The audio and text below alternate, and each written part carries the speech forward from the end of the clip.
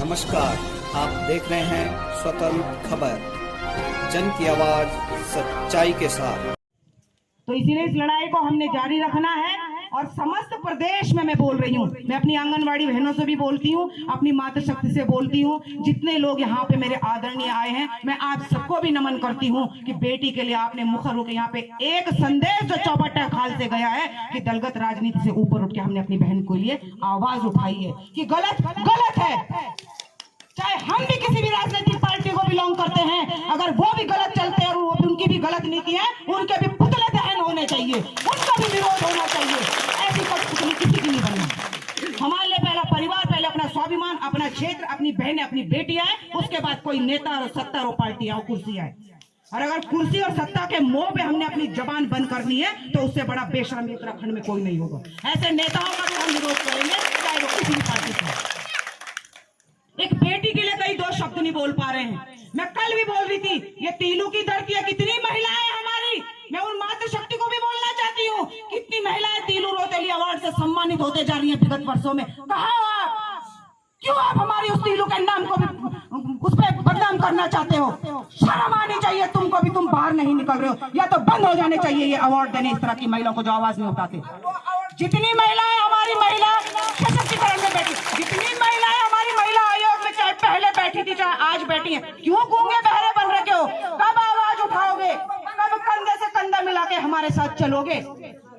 मातृशक्ति जिंदाबाद जिंदाबाद जिंदाबाद, मातृशक्ति जिंदाबाद जिंदाबाद जिंदाबाद। इसीलिए इन सारी चीजों को, इन सारी अफवाहों का हमने खंडन करना है और मैं करबद्ध निवेदन अपनी चौनकोट की जनता से करती हूँ। ये एक ऐतिहासिक धरती है, हमारे पूर्वजों का नाम देश ही नहीं विदेशों तक भी है, हमने उसे भी बनाए रखना है। इसीलिए हमने हर ऐसे जघन्य हत्याकांडों पे, क्षेत्र के मुद्दों पे, मातृशक्ति और बेटी के सम्मान में एक होना है, सब चीजें भुलाकर। वो सेकेंडरी, हमारे लिए पहली प्राथमिकता यही रहेगी। और आज उसी बात का संदेश यहाँ से जा रहा है। मैं पुनः बोलती हूँ, मैं आप सभी मातृशक्ति के चरणों में नमन करती हूँ। यहाँ पे जितने भी जनप्रतिनिधि मेरे आए हैं, मैं आपको भी प्रणाम करती हूँ और मैं आपसे ये निवेदन भी करती हूँ कि ये जो ज्वाला जली है ये बुझ नहीं पाए। जब तक अंकिता का केस फास्ट ट्रैक कोर्ट में न जाए, जब तक उसे न्याय न मिले, हम अपनी ये लड़ाई नहीं रोकेंगे। हमने नवरात्रि के पहले दिन भी शपथ लेती थी, मैं दिया भी अपने घर में नहीं जलाया, मेरा नवरात्रा भी वही होगा, मेरा कन्या पूजन भी वही होगा, अगर उस लड़की को न्याय मिल जाए। पूरे प्रदेश में हमारी बहनें समर्थन कहाँ ढूंढने उनको जाएंगे? ये किसकी जिम्मेदारी है? तो इस प्रकार की लापरवाहियों के खिलाफ हमें आवाज उठानी है। यही काम तो वहां पे हुआ, जब पटवारी को बोल दिया गया, पटवारी गायब हो गया, जब उसके बाद को बुला दिया गया, वो गुमराह कर दिए गए। ये लचर व्यवस्था है। देखिए, आप कानून के रखवाले हैं, आपका सम्मान भी हम तभी करेंगे जब आप ईमानदारी से अपना काम करोगे, और अगर नहीं करोगे तो जो हश्र उन लोगों को हो रहा है वही होगा, फिर जवाबदेही बनती है। तो आप सब इसी तरह से मैं उसका दरबदर भटक रहे थे न्याय की गुहार लगाने की। जितनी जानकारी हमें मिली शुरू के दिन से कि रेवेन्यू क्षेत्र में वो व्यवस्था आती थी कानून की, तो आप समझ सकते हैं कि किस तरह का काम उन्होंने किया कि जो दोषी हैं उन्हें बोला जाता है कि बड़े रसूखदार हैं और उनको अंदर बिठाया जाता है, उन्हें चाय पानी पिलाया जाता है, और जो बेटी जिसके साथ इतना बड़ा हत्याकांड हो गया, उसके पिता बाहर में बैठे न्याय की गुहार लगा रहे हैं। कितने शर्म की बात है। वो बाप दर दर भटक रहा है, वो चौकी से एक थाने में, एक थाने से दूसरे थाने में, उसको बोला जाता है कि तू अभी बाहर बैठा रहे। तो ये बड़े शर्म का विषय है, शासन और प्रशासन के लिए बड़ा शर्म का विषय है। हम सब जगह वही बोलते आ रहे हैं, ये कोई राजनीतिक लड़ाई नहीं। दोषी दोषी होता है, गुनाहगार गुनाहगार होता है, उसका ना कोई जाति होती है ना उसका कोई धर्म होता है।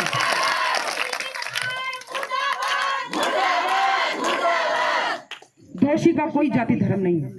जैसे बोलते हैं ना कि कितना भी बड़ा क्रिमिनल हो, कितना भी बड़ा गुंडा हो, मौत कुत्ते की उसकी बाद में होती है, उसी तरह दोषी का भी कोई जाति धर्म नहीं।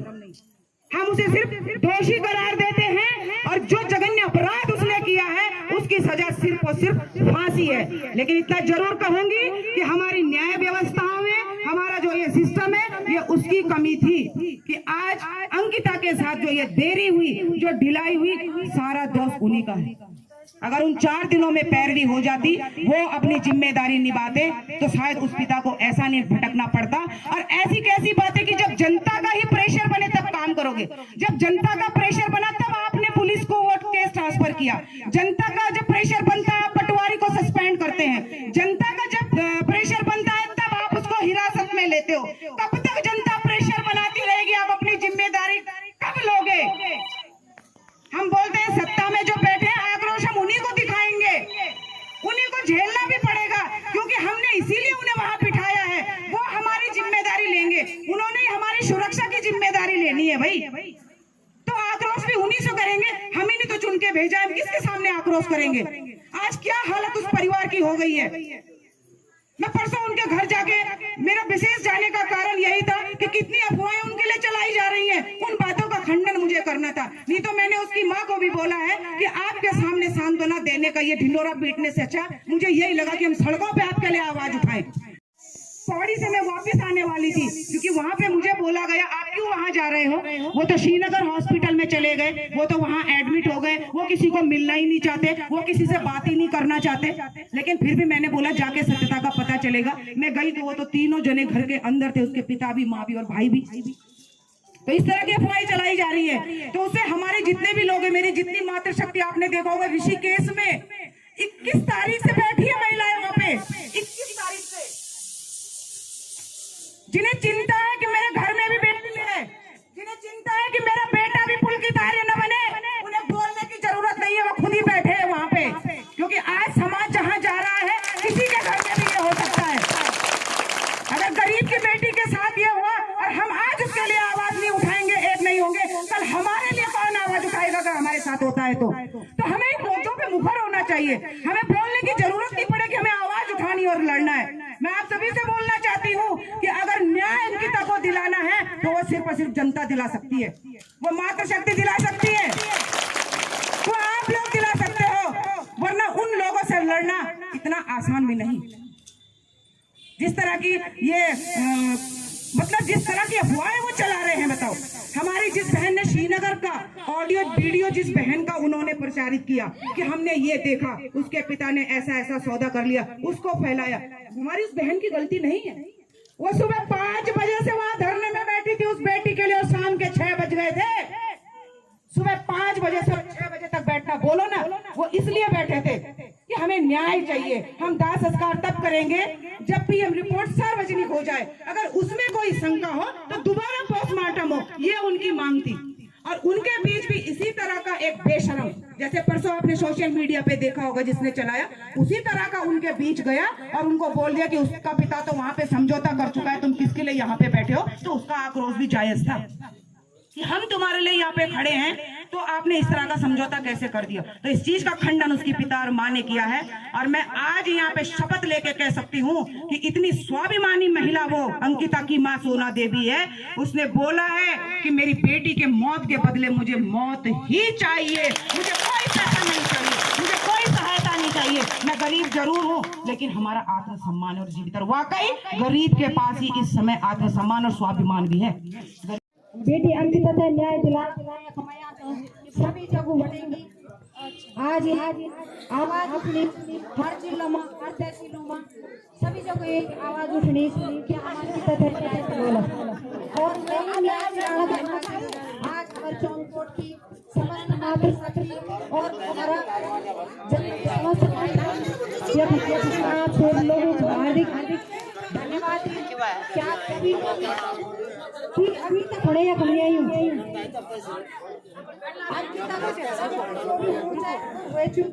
लेकिन आप सभी हाथ जोड़ के निवेदन से कि हम आज जो पैसे हम कट हम अब खड़े हुए अपने बेटी यूं खड़े हुए आते, तो आप सभी लोगों से निवेदन से अंकिता है, यदि ये चीज हर माँ है, हर माँ ये चीज है, अगर मालूम सोच सके कि यदि यह घटना हमारा निवेदन तो क्या। और वो दिन आप लोगों से निवेदन कर दूं कि अगर इंसान बैठ के भी अपने घरों में बैठे रहना और ये लड़ाई के खिलाफ आवाज बोला, तो वो दिन दूर नहीं बहनों, जबकि हमारे तक घटना हो सके, वो दिन दूर नहीं है।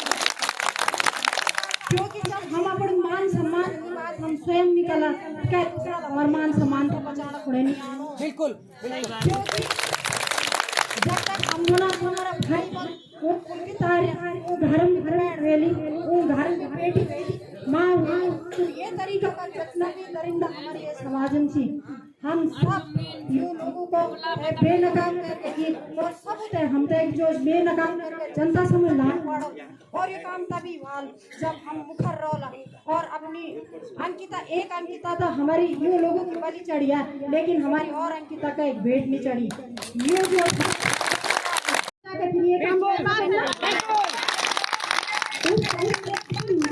ना वो दरिंदा तो यहाँ से हट के दूसरी जगह जाएगा क्योंकि इनका धंधा है इनका पैसा है ये तो इसलिए हम मांग करना चाहते हैं कि उस दरिंदे का नाम उसको बेनकाब करके जनता के सामने लाया जाए तभी जो है हम अंकिता को उचित न्याय दिलवाएंगे जिसके पीछे उसकी निर्मम हत्या हुई वो दरिंदा बीच में सार्वजनिक होना चाहिए उसको जनता देखना चाहती है कि वो है कौन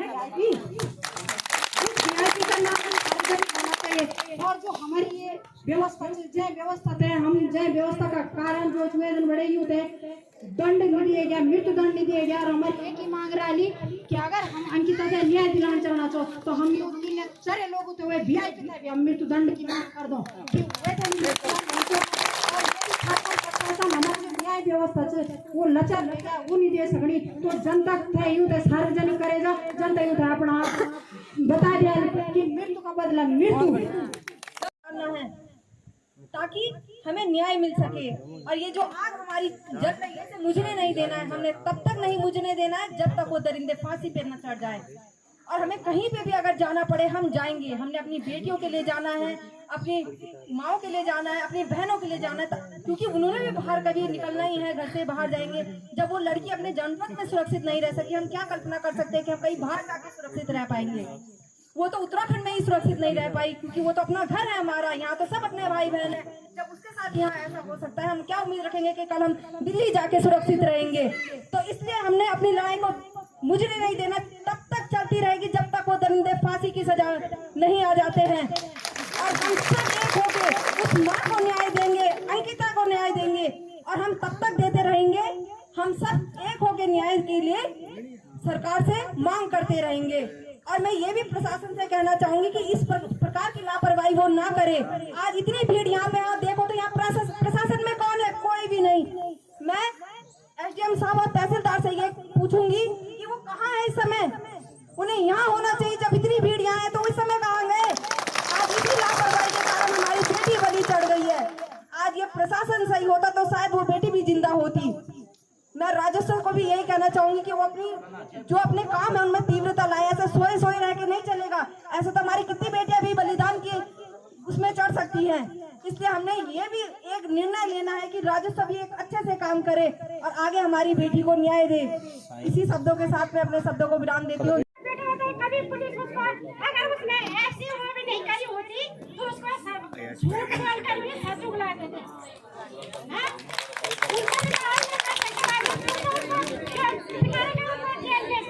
और रोटी खिला रहा है उनको पता नहीं क्या क्या खिला रहे दारू भी खिला रहे होंगे मीट मछली भी खिला रहे होंगे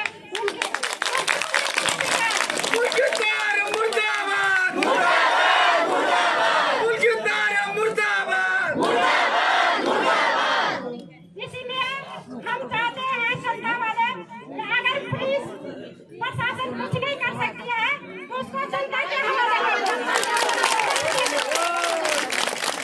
ठीक है जनता को डालो उसको जनता के बीच में डालो क्यों नहीं दिखा रहे हैं उसको इस सामने वहाँ क्यों बैठा रखा है उनको बार बीजेपी उसका पाप पता नहीं क्या क्या कर रहा है अंदर ही अंदर उनका भी अंदर बैठो जेल में अगर की कार्य करो तो मिलेगा यहाँ भी नहीं मिल रहा है रेस्ट नहीं मिल रहा है मेहमान नहीं मिल रहा है अरे उनको पूछो ना जो अंदर बिठा के रखा है उनको उनसे भी तो पूछ सकते हो हम गरीब का बेटा होता हमारी जनता का बेटा होता कभी उसको अगर उसने ये अन्याय नहीं भी किया होता तो फिर भी उसको झूठ बोल के मार के इसलिए अगर कोई पुलिस प्रशासन नहीं कर रही है। जनता के बीच में खड़ा हो, जनता समझते हैं कि कितना उठा देगी। तहसीलदार नहीं मानेंगे हम। ऐसे सीधा हाथ से मारे तो सामने बैठा के जनता के पास होना या तो उस पे लाठी चार्ज करके है ना सब।